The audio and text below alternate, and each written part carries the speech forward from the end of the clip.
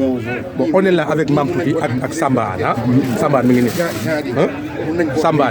Donc, toujours dernier là, nous football football mais les gens toujours disent non, grand, technique. Mais grand, comment vous pouvez expliquer, durant toute votre carrière, vous n'avez été jamais qualifié en Coupe d'Afrique? Mamtouti, il y avait un problème interne, de mon point de vue. Wow. Le problème interne, moi, les gens étaient beaucoup plus passionnés dans leur club impliqué que pour l'équipe nationale. Les mêmes dirigeants se retrouvaient en sélection nationale, convoquaient les joueurs, ainsi de suite. Mais ils faisaient un marketing pour leur club en fait. On t'envoie dans l'équipe nationale, bon, le plus souvent on te fait transférer dans les clubs des dirigeants qui étaient à la Fédé. Comme moi, numéro 1. Numéro 2, nous avions les infrastructures, nous avions les entraîneurs, nous avions les bons joueurs avant les indépendances. Mais curieusement, on gagne tout. On vient aux indépendances, on ne gagne plus rien. On ne se qualifie même plus. Voilà.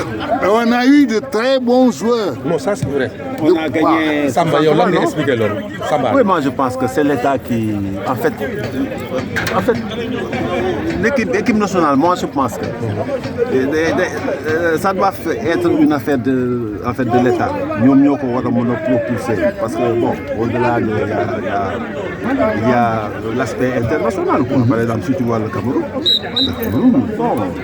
on connaît le Cameroun parce qu'ils ont une parenthèse, l'État prend totalement en charge l'équipe nationale. À l'époque, ça n'intéressait personne. Non, à l'époque, c'était des budgets sectionnés. Je t'en prie. Avant l'indépendance, nous savons que le Sénégal a gagné l'équipe de l'AOF. Je vais expliquer comment ça s'est passé. Après la réforme, en 1986, on n'a jamais eu une équipe du Sénégal qui s'est qualifiée en Coupe d'Afrique. La rivalité entre clubs m'a pesé sur l'équipe nationale.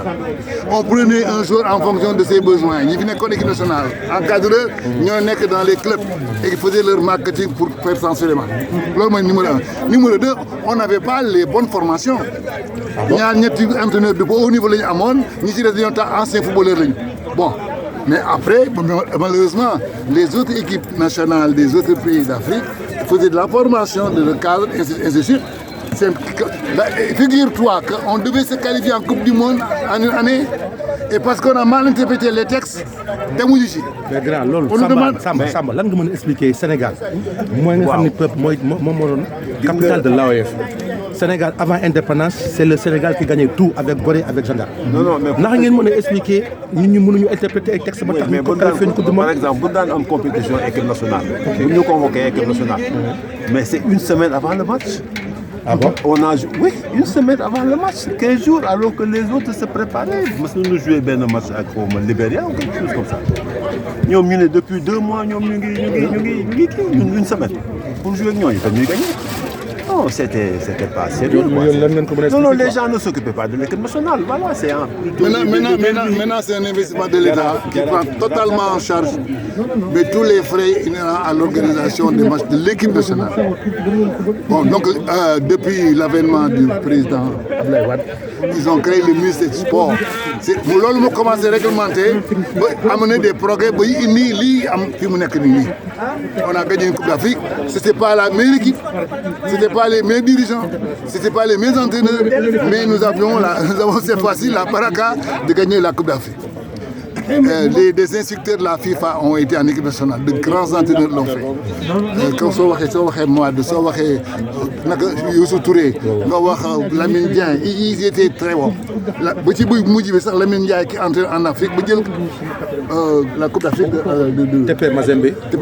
Bon, donc je dis encore, aujourd'hui Amara est en Côte d'Ivoire, est en Guinée. Donc il y a un problème de mais pas entre le niveau des joueurs.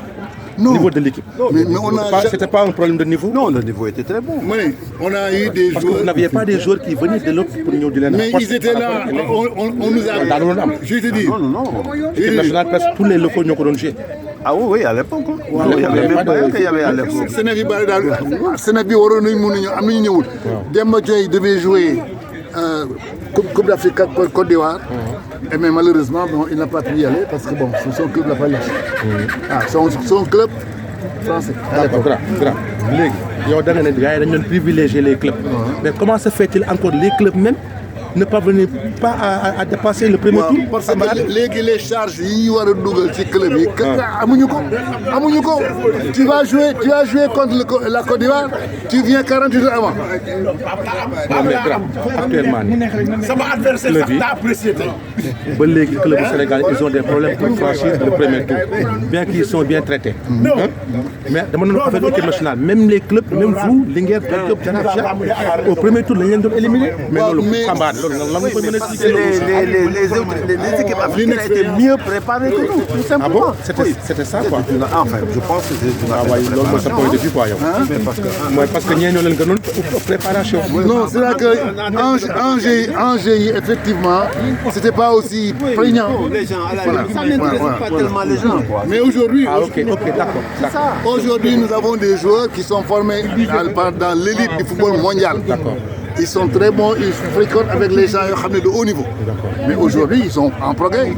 L'équipe nationale est à base des gens de l'extérieur, de nos joueurs expatriés. Ñi fiy jël au plan local bariwul ay ñaar ñett la ñuy nekk qui c'est pas des titulaires le plus souvent alors que en Caire 86 c'est une superbe équipe. On avait une très grande équipe. Belle équipe.